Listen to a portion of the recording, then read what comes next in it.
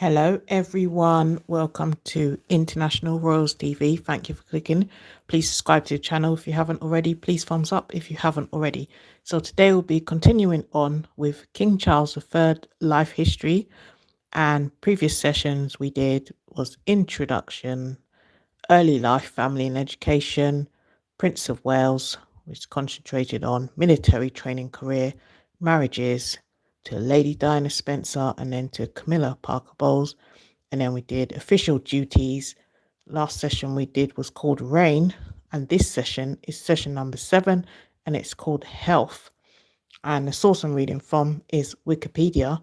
In case you've missed out on any of our previous episodes, you'll be able to catch up in the playlist called King Charles III Life History on the playlist section and in the community tab. So let's get on with today's session. Session number 7 is called Health in terms of King Charles III's life history. And the source I'm reading from is Wikipedia. In March 1998, Charles had laser keyhole surgery on his right knee, and in March 2003, he underwent surgery at King Edward VII's Hospital to treat a hernia injury. In 2008, a non-cancerous growth was removed from his nasal bridge. Source I'm reading from is Wikipedia. Let's check up on any of this. You can after this. Let's continue. In January 2024, Charles underwent a corrective procedure at the London clinic to treat benign prostate enlargement, which resulted in the postponement of some of his public engagements. In February, Buckingham Palace announced that the cancer had been discovered during the treatment, but that it was not prostate cancer. Source I'm reading from is Wikipedia. Although his public duties were postponed, it was reported Charles would continue to fulfill his constitutional functions during his outpatient treatment. He released a statement espousing his support for cancer charities and that he remained positive on making a full recovery. Source I'm reading from is Wikipedia. In March, Camilla deputised for him in his absence at the Commonwealth Day service at Westminster Abbey and at the Royal Maundy at Worcester Cathedral. He made his first major public appearance since his cancer diagnosis at the Easter service held at St. George's Chapel, Windsor Castle on 31st of March. Source I'm reading from is Wikipedia. In April 2024, it was announced that he would resume public-facing duties after making progress in his cancer treatment. Source I'm reading from is Wikipedia. This happened a long time ago, and you can double check on Wikipedia if you'd like to catch up on any of this. In March 2025, Charles was briefly admitted to hospital after experiencing temporary side effects from his cancer treatment. He subsequently postponed several planned engagements.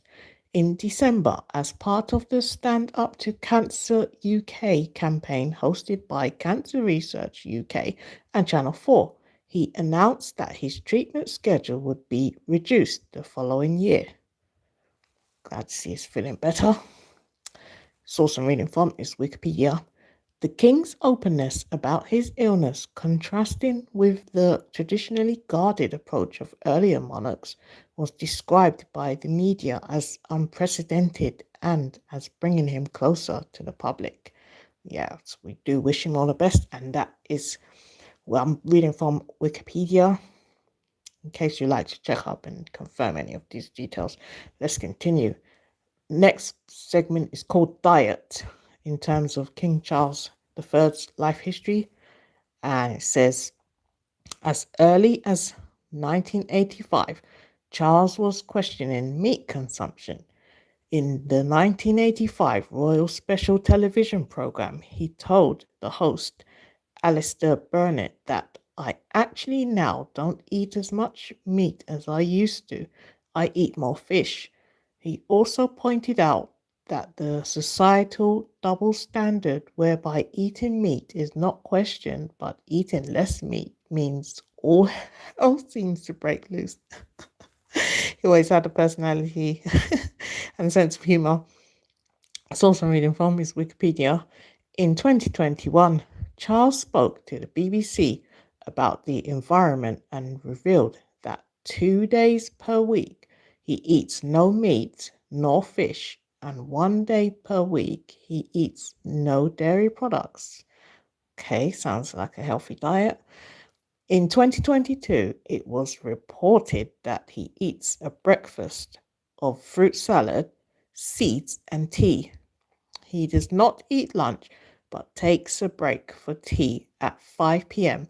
and eats dinner at 8:30 p.m., returning to work until midnight or later.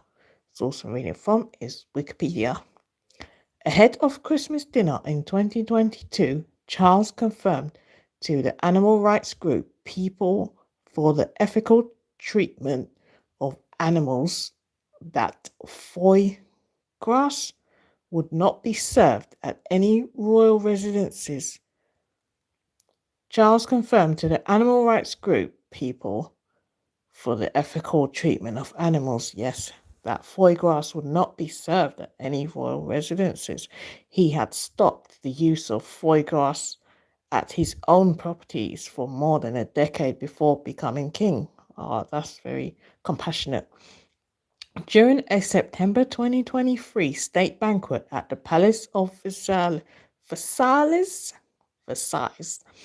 in it was reported that he did not want foie gras or out of season asparagus on the menu. Instead, he was served lobster. And that brings us to the end of session number 7, which concentrated on King Charles' health and diet. Source I've been reading from today is Wikipedia. Next session will be concentrating on his charity work.